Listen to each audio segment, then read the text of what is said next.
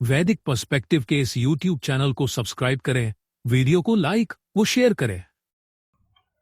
ओम अष्टवी अक्षत ककुभः पृथिव्याः त्रिधन्व योजना सप्त सिंधून हिरण्याक्षः सविता देव आगात दधत रत्ना दासुषे वार्याणि। 8 दिशाओं ने व्याख्यान किया पृथ्वी का। 3 प्राप्तव्य हैं। योजना है 7 सिंधु को। हिरण्य नेत्रों वाला सर्वोत्पादक देव आया, धारण करे रत्न। दान देने वाले के लिए वरण की जाने योग्य। यह जो मंत्र लिया गया, यह ऋग्वेद के प्रथम मंडल का 35वें सूक्त का यह अष्टम मंत्र है। तो जैसा कि हमने जाना कि पुरुषार्थ क्या है, ऋषियों ने बताया है कि मनुष्य को ऐसा जीवन जीना चाहिए जिसमें धर्म हो, उचित अर्थ हो, संयमित काम हो और अंततः मोक्ष की ओर प्रगति हो। तो सर्वप्रथम हमारा जो पुरुषार्थ चतुष्टय है उसमें प्रथम है धर्म। हमारे जीवन में धर्म की बहुत महत्ता है। बिना धर्म के हम संतुलित जीवन नहीं जी सकते। तो धर्म क्या है? तो धर्म क्या है कि अकेला केवल पूजा पद्धति ही नहीं है कि आरती कर लिए, पूजा पाठ कर लिए, हैं, कुछ भागवत सुन लिए, सत्यनारायण की कथा करवा लिए, या कुछ जो है हवन पूजन कर लिए, वह अकेला नहीं है। धर्म का वास्तविक अर्थ है यधारयति स धर्मः, जिसमें धर्म का वास्तविक अर्थ हम लें, जिसमें व्यक्ति के जीवन में सत्य होना चाहिए, न्यायकारी व्यक्ति हो, अपने कर्तव्यों का पालन करने वाला हो, सदाचारी हो और लोक कल्याणकारी आचरण उसके जीवन में होना चाहिए। ये सामान्य रूप से हम धर्म की सही हम लें, नैतिक रूप से हम इसकी परिभाषा को हम ग्रहण करें, जो कि सभी के लिए जो है यहां पर लागू होती है। किसी भी धर्म मत का व्यक्ति हो तो उसके लिए यह जरूरी है कि वह सत्य पर अडिग रहे, वह न्यायकारी हो, अपने सभी कर्तव्यों का वह पालन करने वाला हो और सदाचारी हो, अच्छे आचरण करने वाला हो, और सारे कुछ काम उसके जो भी जीवन में आचरण जो होना चाहिए वे सभी लोक कल्याणकारी होना चाहिए। वह अपराधी ना हो, भ्रष्टाचारी ना हो, झूठ बोलने वाला ना हो, कदाचारी ना हो। ये सब उसके अवगुण अपने अंदर यदि उसने पाल लिया है तो वह सही धर्माचारी नहीं होगा। अब उसमें कई प्रकार के जो विशेषताएं और भी धर्म की हैं जिनको कि हम ज्ञात कर सकते हैं। धर्म के 10 लक्षण भी होते हैं जो कि उनका पालन करना उसके लिए अनिवार्य होता है यदि वो धार्मिक बने रहना चाहता है। तो धर्म, क्षमा, दम, अस्तेय, शौच, इंद्रिय निग्रह, धीहि, विद्या, सत्य और अक्रोध, ये 10 धर्म के जो लक्षण हैं, इनका व्यक्ति यदि जीवन में सही पालन करता है तो वह सही धार्मिक कहलाता है। तो धर्म की बहुत महत्ता है जिसको हमने यहां पर बताया। व्यक्ति इस प्रकार यदि चले तो वह सही धार्मिक व्यक्ति है। तो यह हो गया पुरुषार्थ चतुष्टय, प्रथम धर्म। दूसरा है अर्थ। तो जब तक हम धर्म माने जो धर्म की महत्ता जो बताएगी, जैसे धर्म का हम यदि पालन करते हैं अच्छी तरह से तो समाज में शांति बनी रहती है, व्यक्ति का चरित्र महान बनता है, जीवन में विश्वास और स्थिरता आती है। तो धर्म ही अर्थ और काम को सही दिशा देता है।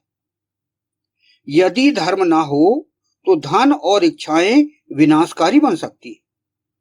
इसीलिए धर्माधीन अर्थ और धर्म अर्थाधीन काम, ये हमारे जीवन में क्रमवार इसकी महत्ता होना चाहिए।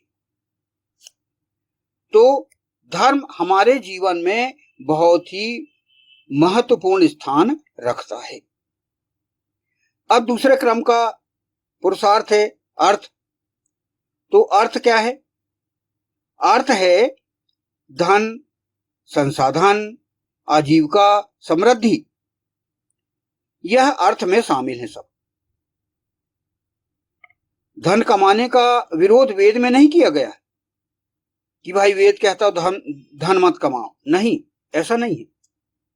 बल्कि धर्म पूर्वक अर्थ या पैसा अर्जित करने की प्रेरणा देते हैं। धर्म ही है जो ईमानदारी से अर्थ कमाने के लिए हमें हमारे जीवन में मार्गदर्शन करते हैं और उससे हम सफलता प्राप्त करते हैं।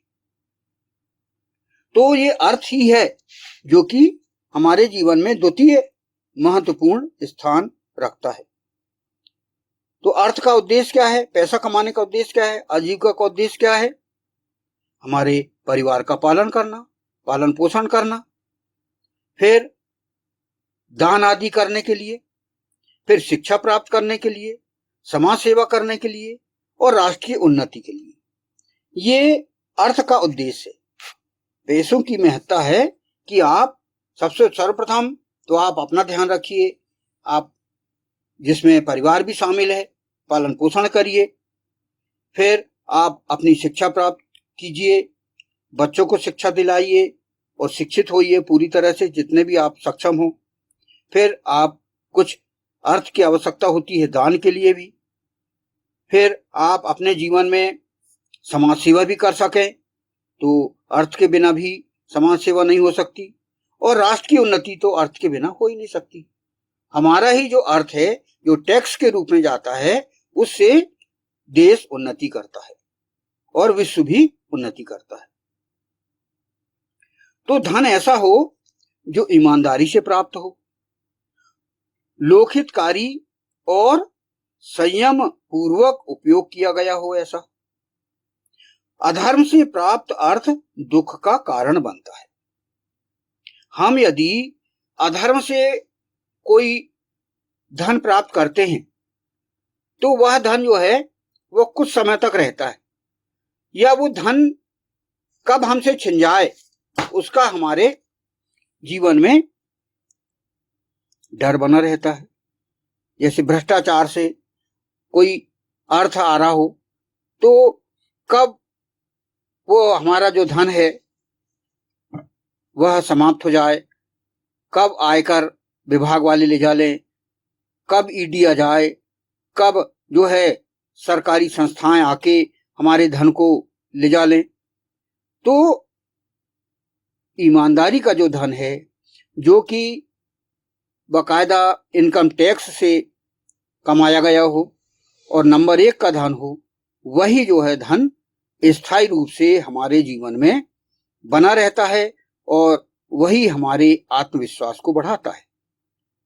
तो अतः ईमानदारी से प्राप्त किया हुआ धन ही महत्वपूर्ण होता है और ईमानदारी धर्म पर ही आधारित है। अतः धर्माधीन अर्थ हमारे लिए अति आवश्यक है। तीसरा पुरुषार्थ है काम। अब काम क्या है? किसे कहते हैं काम? काम का अर्थ केवल इंद्रिय सुख नहीं है कि भाई आप विवाह कर लिए और आप जो है अपने इंद्रियों को सुख देने लगे, वही अकेला नहीं है। काम का व्यापक अर्थ है। काम का अर्थ है इच्छा, प्रेम, सौंदर्य, आनंद और रचनात्मक आकांक्षा। ये पूरे काम के अंतर्गत आती है। तो वेदों में क्या है? काम। सृष्टि के आरंभ में भी काम अर्थात इच्छा शक्ति का उल्लेख मिलता है। जब भी सृष्टि बनी है तब यहां कई बार पिछले उदाहरण दिया गया कि सबसे पहले